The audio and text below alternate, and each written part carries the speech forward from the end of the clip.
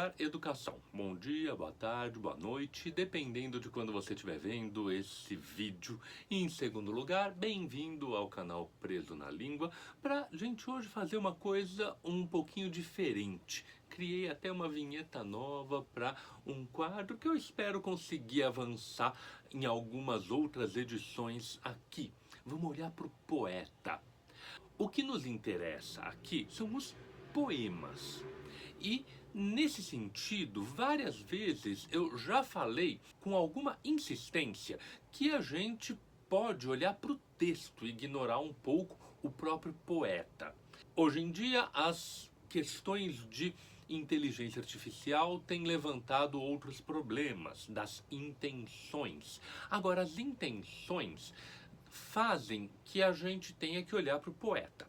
Por outro lado, a gente tem que olhar sem a ingenuidade que muitas vezes conduziu os olhares ao longo de muitos anos, que era o que aconteceu na biografia do poeta é algo que vai ser importante para a gente entender a obra dele. Nem sempre a obra está muitas vezes afastada do que é o próprio poeta, mas não quer dizer que esteja afastada do autor. Aí a gente tem que entender o autor de uma maneira um pouquinho mais complexa.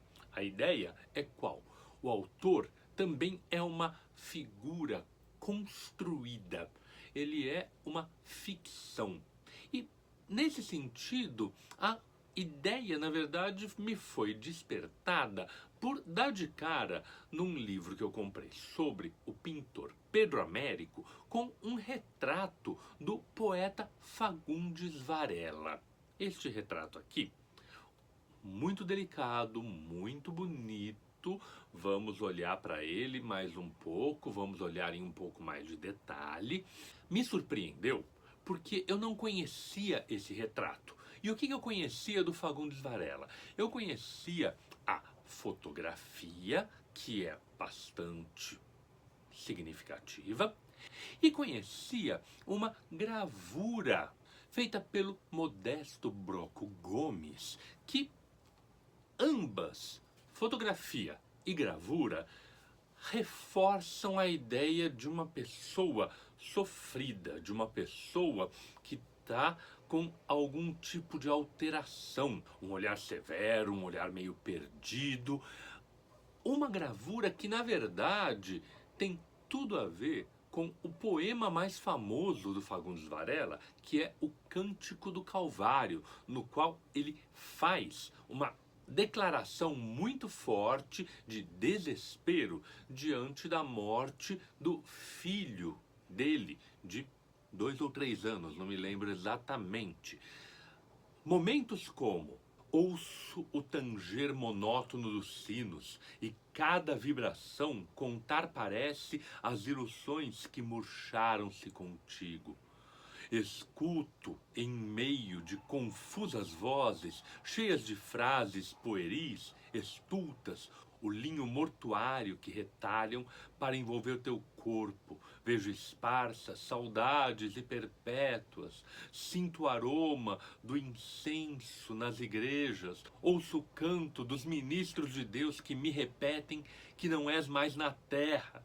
E choro embalde.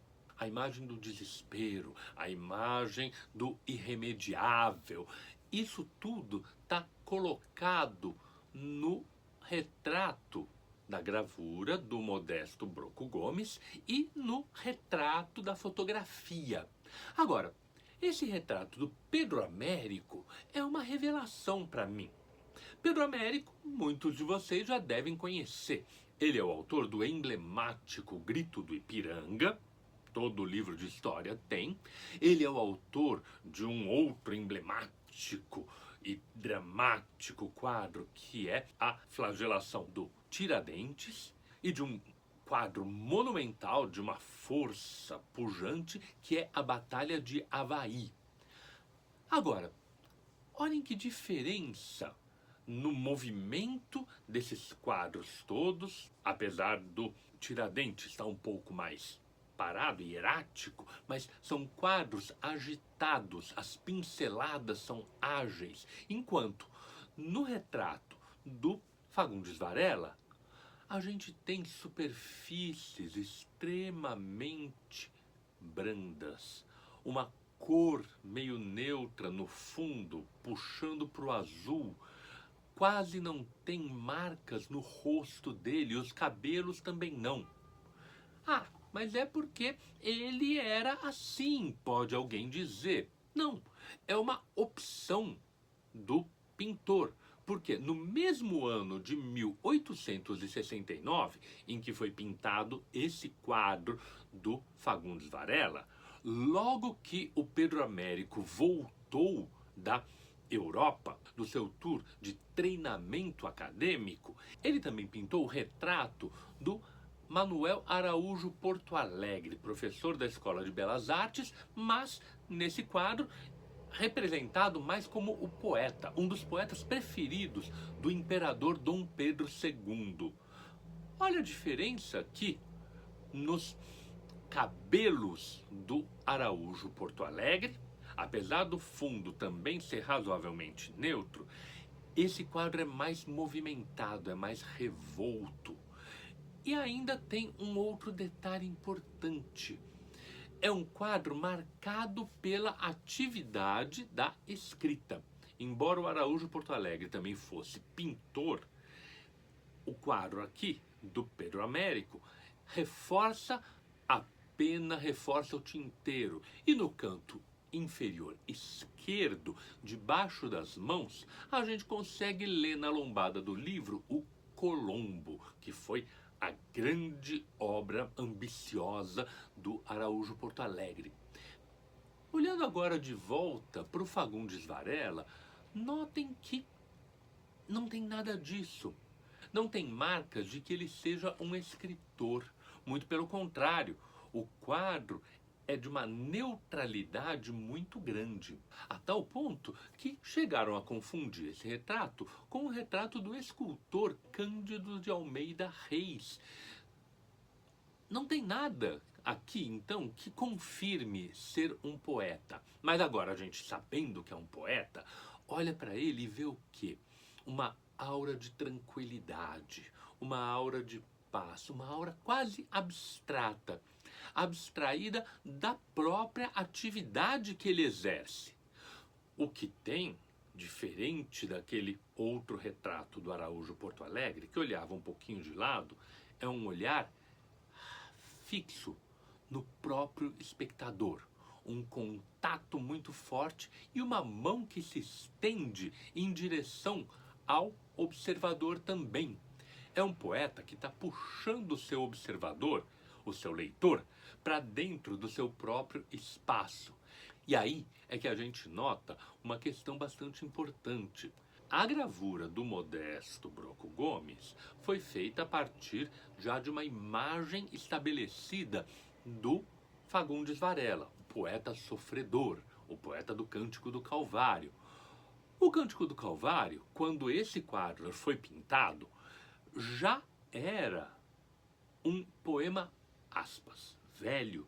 Ele era do livro Cantos e Fantasias de 1865, muitos anos atrás, longe deste 1869, ano no qual saiu um novo livro, Cantos do Ermo e da Cidade, que tem outras ideias e outras imagens. Para só traçar um traço grosseiro, o primeiro poema já começa apresentando algumas borboletas, pássaros e abelhas voltejando, louras abelhas, leves borboletas, volúveis beijas-flores, rápidos gênios, hóspedes dos ares, solitários cantores. Ide sem medo, lúcidas quimeras, são horas de partir. Ide, correi, voai, que vos desejo o mais almo por vir. Veja, começa com esses seres alados que têm que ir, porque eu desejo um grande porvir para eles. E encerra-se o poema com um canto à aurora, também de caráter extremamente otimista. Ela mostrou-se enfim a mais formosa, a mais bela das luzes. Há muito que passaram os que viram no céu luzir a aurora, teu fúlgido clarão. Seus olhos se apagaram, e nós, por nossa vez também agora, vemos-te na amplidão. Olha só, a aurora na amplidão, a aurora grandiosa. Esse é o poeta do grande sentimento. Não é o poeta do sofrimento insuportável. É o poeta que está levando para diante. E nesse sentido, nada melhor do que essa mão estendida, do que esse contorno delicado dos cabelos, essa roupa um pouco exótica, um pouco moderna, que puxa o espectador para dentro do quadro, para dentro de um poema novo, para dentro de uma sensibilidade diferente.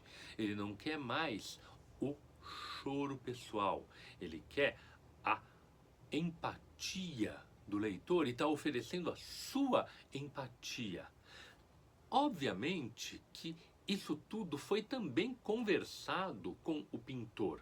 E é nesse sentido que eu estou procurando aqui olhar para o poeta, porque o poeta interfere também na construção da sua própria imagem.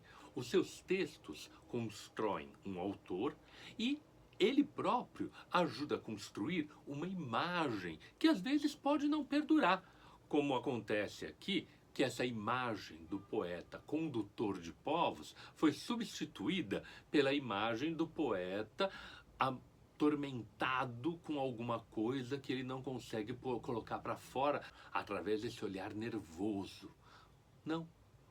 O próprio Fagundes Varela quis, nos seus últimos livros, reforçar a imagem branda, a imagem quase religiosa, quase divina. Não é por acaso que o último livro que ele estava escrevendo e acabou sendo publicado póstumamente era exatamente o Anchieta ou o Evangelho na Selva, fazendo essa virada em direção a uma espiritualidade um pouco mais mística.